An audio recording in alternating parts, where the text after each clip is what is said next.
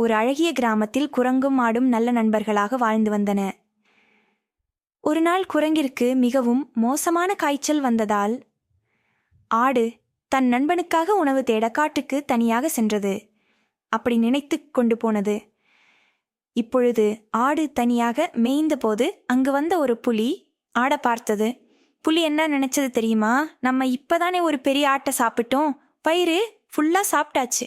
இந்த ஆட்டை நம்ம குகைக்கு உள்ள கட்டி வைப்போம், மறுநாள் அதை பிடிச்சி சாப்பிடுவோம் அப்படி நினைத்து ஆட்டை அதன் குறைக்கில் பிடித்து கட்டியது.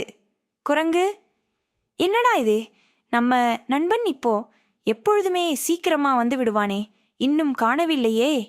சரி, நம்ம நண்பனே, நம்ம தேடி போய் பார்ப்போம். குரங்கு காட்டுக்கு போய் பார்த்ததில் ஆடு பழக்கமாய் மேயிற இடத்திலே இல்லை. குரங்குக்கு மிகவும் பயம். அப்பொழுது அந்த காட்டில் இருந்த ஒரு பூனை குரங்கிடம் வந்தது. நண்பா, உன் நண்பனை ஒரு புலி பிடித்து கூட்டி போனது. நான் இருக்கும் இடத்தை சொல்கிறேன், நீ போய் தேடு அப்படி என்று பூனை சொல்லியது. உடனே குரங்கு பூனை சொன்னதை கேட்டு புலியின் குகைக்கு உள்ள போனது. குரங்கோட நல்ல நேரம் புலி அதன் நண்பர்களை பார்க்க போனது. குரங்கு தன் நண்பனை கூட்டிட்டு வீட்டுக்கு வந்தனர்.